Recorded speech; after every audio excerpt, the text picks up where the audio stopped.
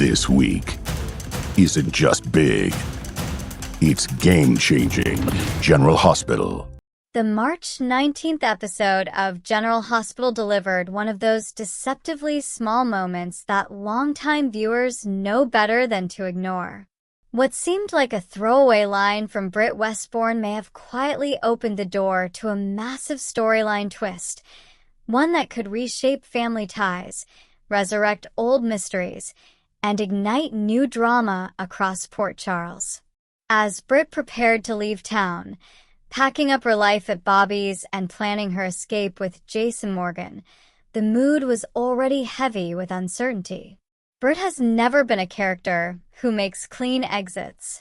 Her past follows her like a shadow, and just when it seems she might outrun it, something pulls her back in. This time, that something came in the form of Jocelyn Jacks, and a question that struck deeper than either of them expected. Jocelyn's visit wasn't casual. She came armed with suspicion, curiosity, and a thread of information that connected a mysterious figure, Ross Cullum, to one of the most infamous villains in GH history, Cesar Faison. For longtime fans, just hearing Faison's name is enough to raise alarms. Even in death, his legacy lingers, woven into countless storylines, vendettas, and secrets. When Jocelyn pressed Britt about whether Cullum might have ties to her father, Britt initially brushed it off. She insisted she didn't know of any connection and reaffirmed what everyone believed. Faison was dead. But then came the line that changed everything. The only thing left of him is his brain in a jar for kids and my Huntingtons. It was quick, almost careless.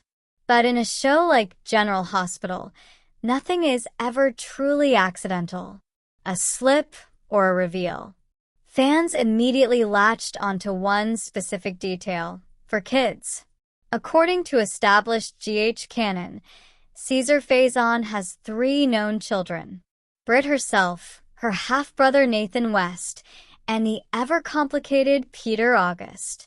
That trio has long been accepted as the full extent of Faison's legacy, at least biologically. So, where did the 4th child come from? Was this simply a writing oversight? A moment of dialogue that slipped through editing unnoticed? Or was it a deliberate breadcrumb, planted to send fans spiraling into speculation? If there's one thing soap operas excel at, it's turning a single line into months, sometimes years, of story. The twin theory takes hold. Among the many theories circulating online, one has quickly risen to the top: the possibility that Nathan West has a secret twin. At first glance, it might sound far-fetched, but in the world of General Hospital, twins are practically a storytelling tradition. And when fans began connecting the dots, the idea started to feel less like a stretch and more like a plausible twist hiding in plain sight. Nathan's history already contains several unresolved inconsistencies. He died on screen in 2018 in a storyline that seemed final. His funeral was shown, complete with an open casket, usually the ultimate confirmation in soap storytelling. And yet, he later reappeared under mysterious circumstances, claiming to have no memory of the years that had passed since his supposed death. That alone raised eyebrows. But the deeper fans looked, the more questions emerged. The World Security Bureau, known for its far-reaching intelligence network, was unable to uncover any concrete information about Nathan's whereabouts during the missing years. For an agency that rarely misses anything, that kind of blind spot is suspicious. What if it wasn't a blind spot at all? What if the man who returned wasn't Nathan, but someone else entirely? An identical twin would explain everything: the lack of memories, the gaps in the timeline, even the subtle differences in behavior that some viewers noticed but couldn't quite place. It would also cast Britt's reaction to his return in a completely new light. She wasn't just surprised, She seemed uneasy, almost wary. At one point, she even tried to prevent Nathan from reconnecting with his own son, James. At the time, it felt harsh, maybe even out of character. But if Britt suspected, or knew, that something wasn't right, her actions suddenly make sense. Could it be that Britt's slip wasn't a mistake at all, but a moment of truth breaking through? Enter Ross Cullum, a new piece of the puzzle. While the twin theory dominates much of the discussion, another possibility is gaining traction, and it centers on Ross Cullum. Cullum is still a relatively new presence in Port Charles, but he's already surrounded by intrigue. As a high-ranking figure within the WSB, his actions carry weight, and his motives remain frustratingly opaque. What little viewers do know paints a picture of a man deeply entangled in a dangerous mission, one that ties directly back to Cesar Faison's legacy. Cullum has been heavily involved in efforts to revive Faison's infamous cold fusion project, a storyline thread that has resurfaced with increasing urgency. He's also been seen carrying a copy of The Crystalline Conspiracy, a book written under Faison's alias, P.K. Sinclair. And then there are the smaller details, the kind that soap fans know to watch closely, like the cigarillos. Faison's signature smoking habit was more than just a character quirk, it was a defining trait. Seeing Cullum with the same brand tucked into his jacket pocket feels like more than coincidence. It feels intentional. So the question becomes, are these merely red herrings, designed to mislead both characters and viewers? Or are they clues pointing to a deeper truth? If Britt's comment about for kids is accurate, Cullum could very well be the missing piece, a previously unknown son of Cesar Faison. Legacy, lies, and the weight of the past. Whether the truth lies with a secret twin, a hidden son, or something even more unexpected, one thing is certain. Cesar Faison's influence is far from over. Even in death, he continues to shape the lives of his children and the entire town of Port Charles. His legacy is one of manipulation, secrecy, and long-buried truths waiting to surface.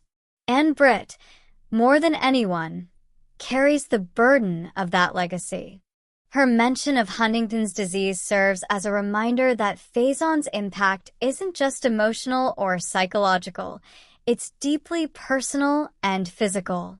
It's something she can't escape, no matter how far she runs. That's what makes this potential storyline so compelling. It's not just about uncovering a hidden sibling or solving a mystery. It's about identity, about understanding where you come from, and whether you can ever truly break free from it. The road ahead. If General Hospital chooses to pursue this thread, and all signs suggest they might, fans can expect a slow-burn unraveling of secrets. Clues will be scattered, alliances tested, and truths revealed in layers rather than all at once. Will Nathan's past be rewritten through the introduction of a twin? Will Ross Cullum's true identity come to light as Faison's son? Or is there an entirely different twist waiting in the wings?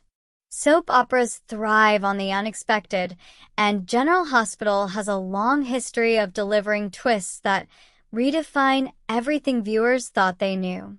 For now, all fans can do is watch, speculate, and revisit that one fateful line. For kids. It sounded simple. It wasn't. And if history is any indication, that single detail may be the key to the next major chapter in Port Charles, a chapter filled with double identities, hidden bloodlines, and the kind of drama that only General Hospital can deliver. When Jocelyn pressed Britt about whether Cullum might have ties to her father, Britt initially brushed it off. She insisted she didn't know of any connection and reaffirmed what everyone believed. Faison was dead. But then came the line that changed everything. The only thing left of him is his brain in a jar for kids and my Huntingtons. It was quick, almost careless. But in a show like General Hospital, nothing is ever truly accidental.